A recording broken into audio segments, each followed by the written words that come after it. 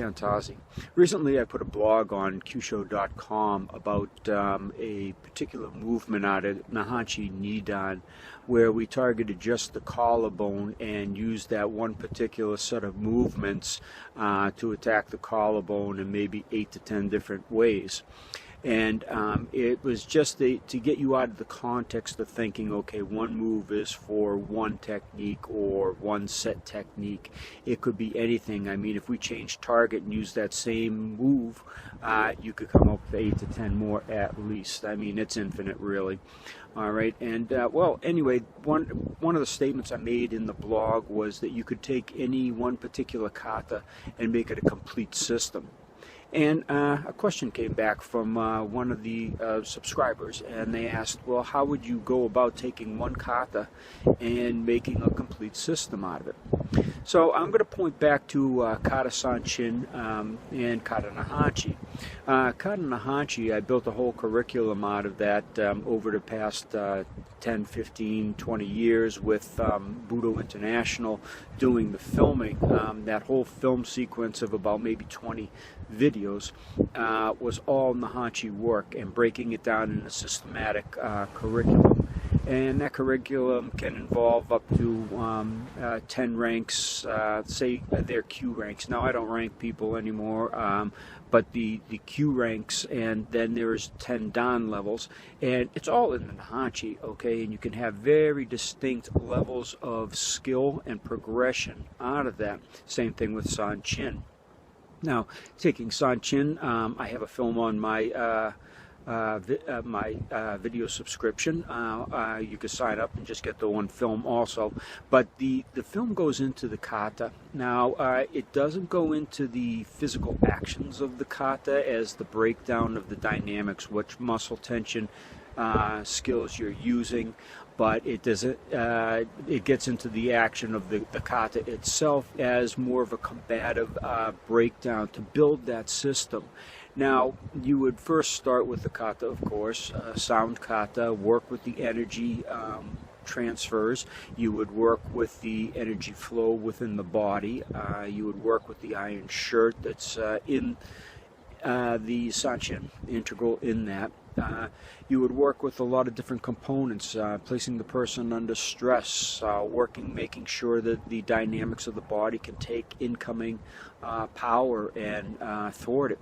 So that would be step number one. And to build the system, what I use is my curriculum I've been using for all styles. Okay, it fits into kata, it fits into other styles that don't do kata, like jiu-jitsu styles, aikido styles, tai chi, well, they do a form, but any style in particular. Now, the form, when I broke it down, I do very distinct levels that you could work through. Now, I always put revivals in because when we're working with Kyusho, that's a necessity. You shouldn't be doing Kyusho if you don't know how to fix or repair the person once you've downed them or incapacitated them in some particular way. So after that, we have a level for arms where we're targeting the arms. We have a head level to target the head. Targeting the body is another level, targeting the legs. Then we work the Kyusho with takedowns. After that, we do the grappling, both standing and ground grappling, and then we move into tuite, and then weapon defense or protection against weapons, and then into sparring. Now, all of this can be accomplished out of that Sanchin kata, in addition to 10 above Dan ranks. Okay, you can get very deep into that kata, especially when you're using the Kyusho. and it's not just the same techniques over and over again. So if you go to that film, you can watch. We do some arm destructions, and then we link up some arm attacks to head attacks, and then arm attacks to body head attacks. So you can multiply them, and there's no end to it, because you could go from the arm to the leg to the head to the arm to the takedown to the head. You can vary all those different mechanisms. Now, Sanchin to most is just an exercise, or a mental exercise, or a body strengthening exercise. But it's more than that. There's a lot of fighting application in that. Yes, even on the ground, even in standing grappling, Sanchin is just a wonderful kata to build that whole system. So again, you could go in and take those levels I just mentioned and start that way. Now, what your Dan levels would be, I mean, you can just start rearranging things and mixing and matching your own. I believe that instead of learning 22 katas like some systems teach, I think learning one and learning every aspect of that kata and how you can use that in different scenarios and under stress, I think that's a much better education for the student. I also believe it would help with retention, because there are some people that just don't have the time to do 22 katas. They forget, then they feel miserable that they forget, they feel embarrassed. So if they had the one kata, they practiced it every class they came in, and then got answers to why they do that kata. And I'm not talking foolish answers like we all got in the past, like you're shading your head from eyes from the sun, or you're looking at the moon, like in Kusanku, or just no explanation whatsoever, or here's a block, here's a punch. I mean, there's so much into it. And just learning the anatomy in conjunction with those techniques, so you're learning not only the weaker aspects of your opponent, you're learning how to protect your weaker aspects and where you're vulnerable. This is a whole process, and again, it's a whole curriculum.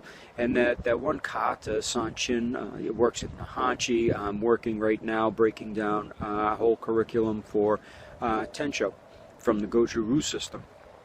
And again, that's just another one of those katas where you can just keep digging into for the rest of your life. Now, I'm never going to stop working on Sanchin for myself. That's one of my favorites. I have three particular favorites that I enjoy: the Sanchin, the Nahanchi, and the Bilji of the Wing Chun system. And I've worked for 30, 40 years on these, working the curriculums out of them. And there's still no end to it. The information keeps coming at me every time I work out with people. Every time I'm in a stress situation, I learn more applications from one of these particular katas. And when I'm working them out on my own on a daily basis, every time I do Sanchin in the morning, every day, I wake up, I get to do that Sanchin, and there's another answer that pops into my mind, okay? And that advances everything that I've learned so far about that kata. That's the benefit. People will stay around the karate schools a lot longer, so if you get them to come into to train a kata, pick one, maybe even Heian number 1.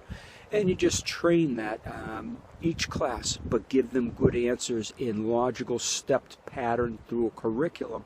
They'll appreciate it much more, and they'll stay a lot longer.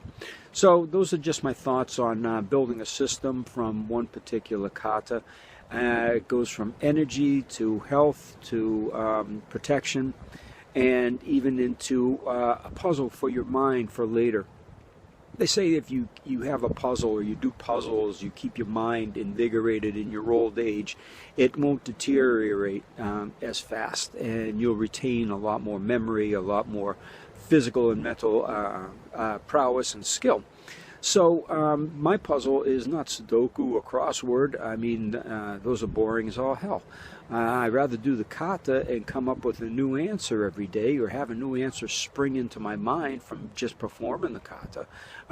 That's just a benefit, because then you could spin it off into a ton of other stuff. So we don't have to sit in a chair and watch or look at a Sudoku puzzle, or look at a crossword puzzle. We can actually be standing and moving and gaining the benefits of the physical activity linked with the mental activity, linked with the spiritual activity. activity. So I hope that gives you a little bit of insight, and I do appreciate the questions. Feel free to question on my blog anytime. This will be a new blog that I'm going to post this video on. So please go through and actually read the blog and comment on it so I can answer your questions on it. All right, so thanks for watching, and stay tuned. It'll be up shortly.